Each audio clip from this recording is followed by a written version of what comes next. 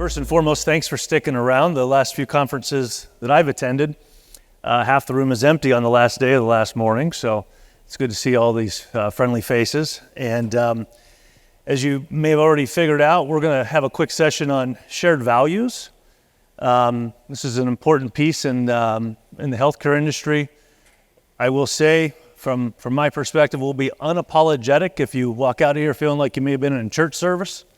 We're going to talk a little bit about why these two organizations came together and what we're doing to fight back against the healthcare industry. So with that, I'm hoping that you guys can have a few takeaways.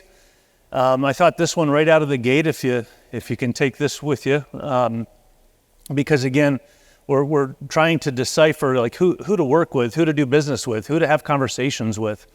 And our team back home, one of the things, the very first thing that we've done in the past here is I tell my team, hey, we're unable to work with anyone who's not like-minded, shared values, and respectful of each other's time. And that's kind of just the quick and skinny, how we decipher or discern, where we're going to spend our time.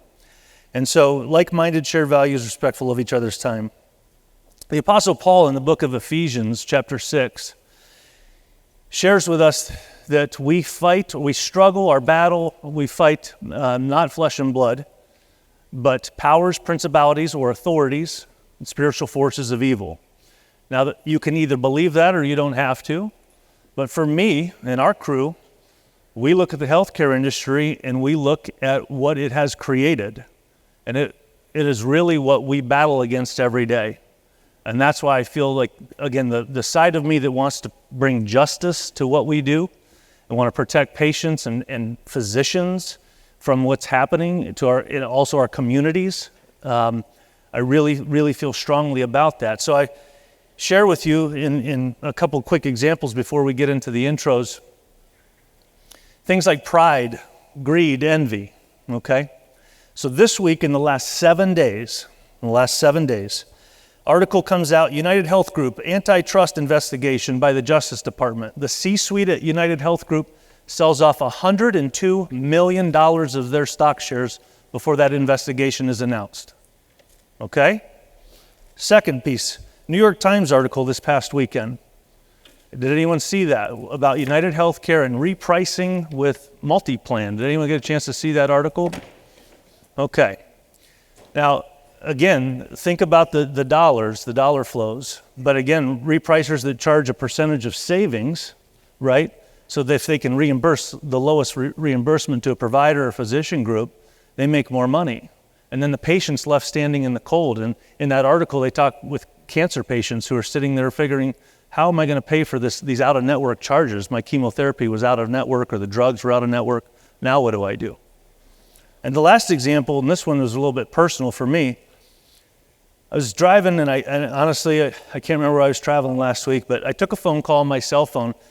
It's a physician that is a client of mine, and some of you may know the area, but out of Sumter, South Carolina, one of the poorest counties in South Carolina.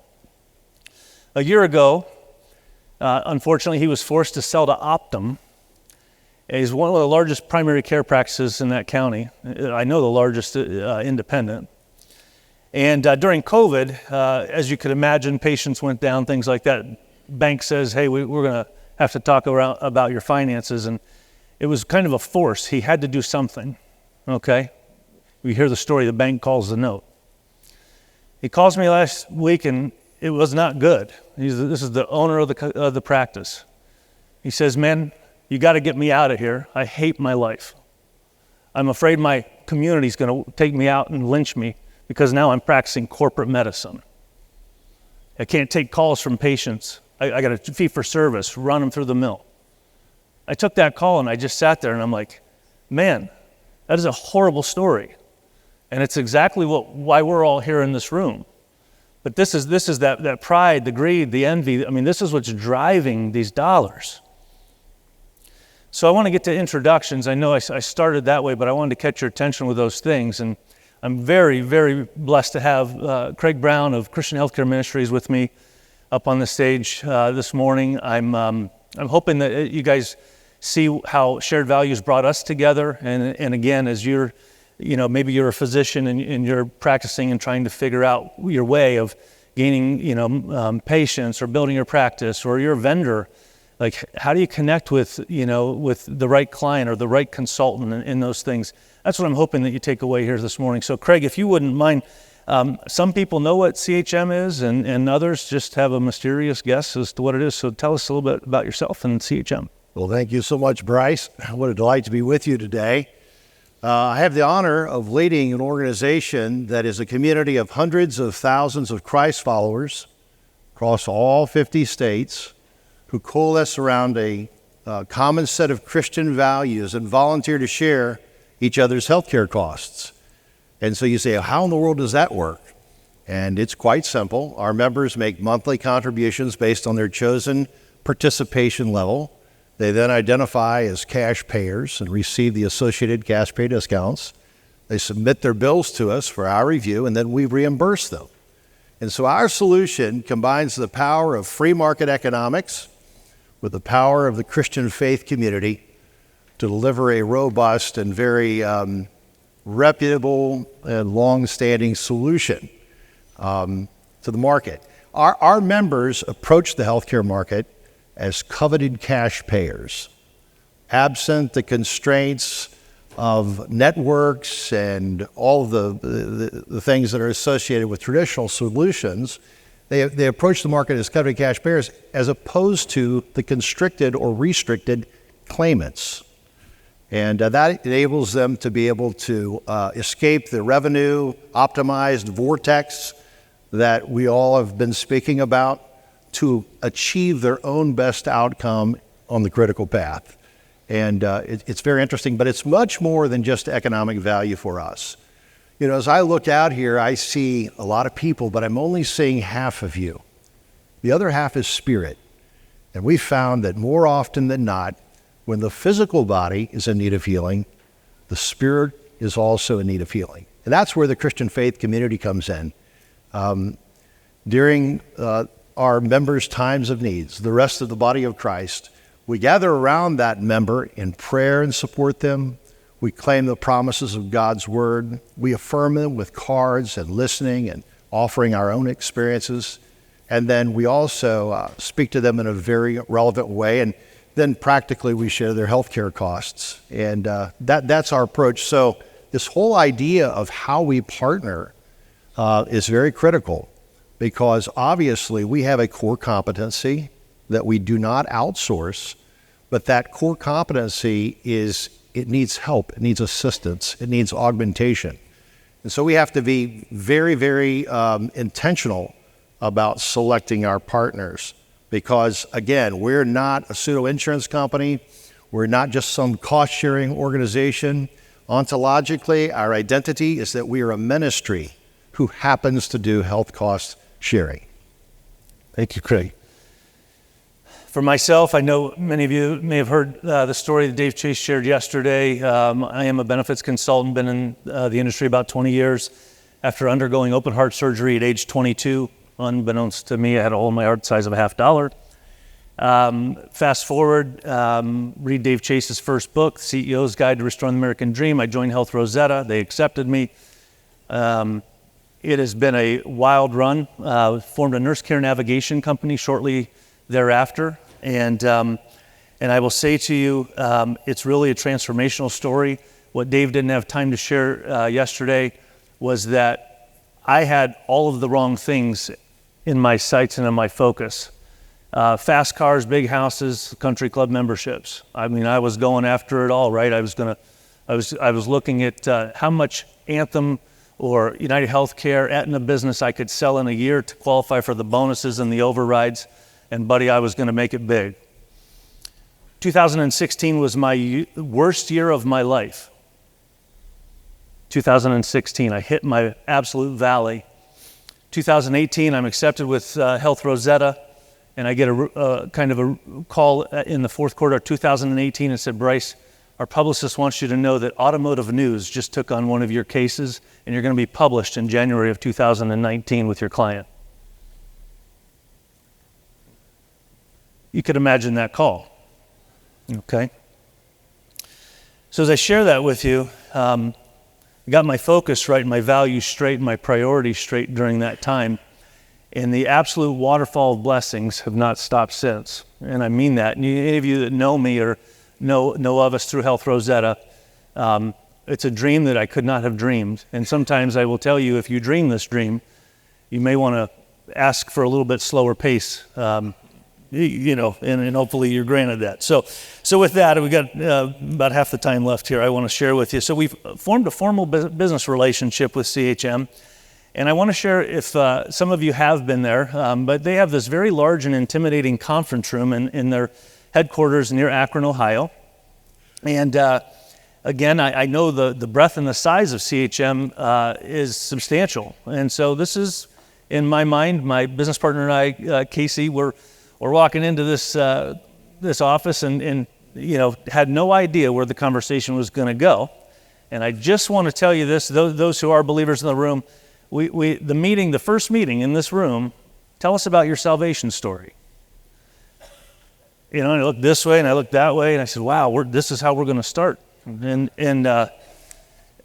to be honest with you, we had another member of our team who leads the nurses. Now she was with us, and I looked at her and I said, you just share what you're willing to share. And so we actually realized at that very moment in time that we had to be honest with one another. And again, as we stand up here or sit up here in front of you all, we had to be honest that for us, both organizations have made some mistakes. We've had some bad decisions perhaps in the past, and we were trying to, what can we do to make things better? And for me, as I shared with you, I made some big mistakes. And so it was that trust factor. We had to kind of really drop the barrier to one another. And so we had to build trust there that first meeting, and it was very humbling, to be honest. The word humility comes to mind, and I share that with you because I've shaken a ton of hands here this week, and many of you, many people come up to me and, they want my time and, want to ask, hey, how do you do this? How do you do that? And one of the very first things I look for now when I shake a hand is that person's humility.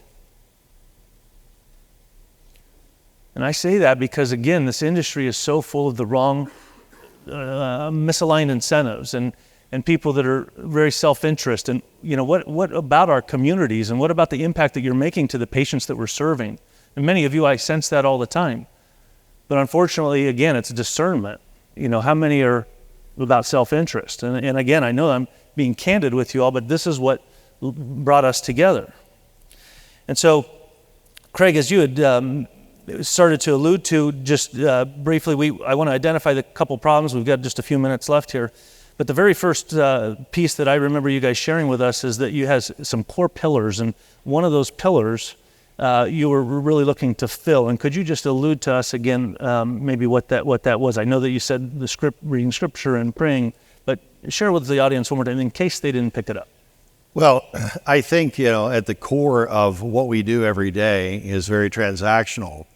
My prayer is that the transactional nature of our individual responsibilities within the organization are eclipsed with the relational bonds. It's like the glue that holds everything together, and it's got to be a priority. And so while functionally we share medical bills, if I could use the motif of an altar, that altar would be sharing. That's how we worship. But it's held up by four legs, and those four legs are we want to be prayerful, we want to be scriptural, we want to be absolutely affirming, and we want to also be very relevant. So those are the four components of the corporate voice or the approach that holds up the transactional. And that lends itself toward building the relational. Thank you. So with that being said, when we're entering into a healthcare journey or a crisis, we need people, we need each other, we need great physicians, we need care navigators, we turn to our friends and our family. Where do we go? What do I do? What decisions do I make? Do I take this drug? And so at the core of CHM, I think the realization of saying, wow, nurse care navigation can provide that shepherding and finding high quality providers, and how do we do it? And here's the problem that I identified quickly because we experienced it, all of us probably in this room if we've been doing this a little while. So back to powers, principalities, and forces of evil, hospitals started to push back pretty quickly, if big health systems, for cash payers, and anyone that came through their door tried to schedule an appointment without a BUCA logo on their ID card. I think we can all agree to that. And they started to really come together, and all of a sudden in Cleveland, Ohio, our patients couldn't get into that big system there. In Pittsburgh, couldn't get into that system there. In Miami and Orlando and Dallas, one after another, patients being turned away. And I say this to you because big healthcare systems begin to secure their own border walls better than we do our own country. That's how good they started to say, no thanks, you're not welcome here. If you want to try to get in, you can go see the financial counselor. Work that way.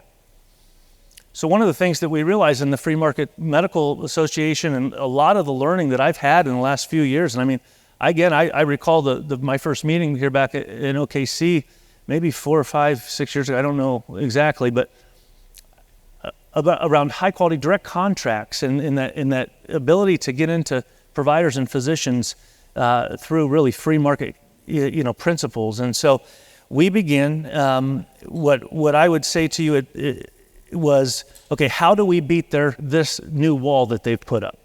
And that really came to finding partners and DPC practices.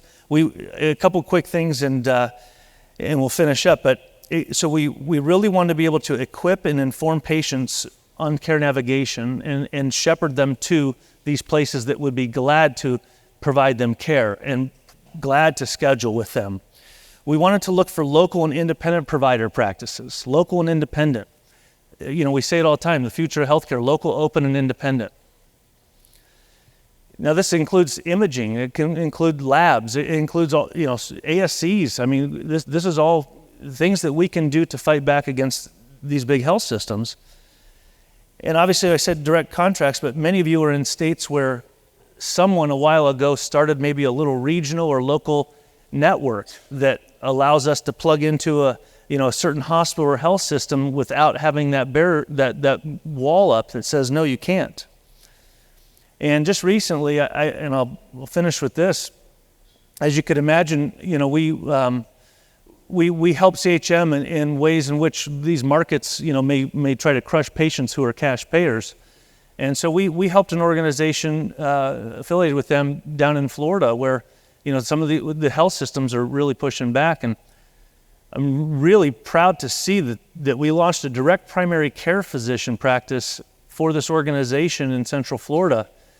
And it's been astounding. And prior to that, this population of people, they couldn't get in to see a primary care physician at their local hospital.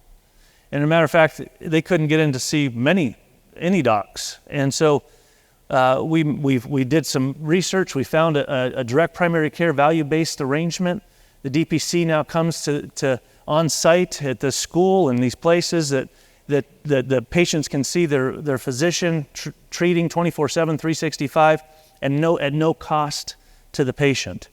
And so the stories, we met with CHM while we were here and just shared with them that the stories of the patients with the physician have been astounding. We're only a few months in, and it's already been incredible numbers, incredible signups, and the impact that they're making. So I want to just, again, have you walk away with, when we're realizing that no matter who you are in the room and what role you play, again, as a physician, a provider, a vendor, an organization that serves people, if we realize that we're much stronger together, walking on a battlefield with the same alignment and the same mission, we're going to be way stronger than we are independently of each other.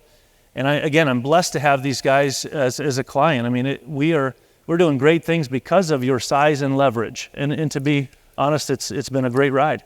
Bryce, my dad used to tell me when I was a boy, he'd say, Craig, God's got big plans for you. And the purpose for your life, you'll never be able to achieve it alone. You need the help of others. You need his help. I've found that's true as I lead CHM. We have a core competency, but we can't be the best at everything. And we found that our members they needed some things that we didn't really have the expertise in. They needed second opinions.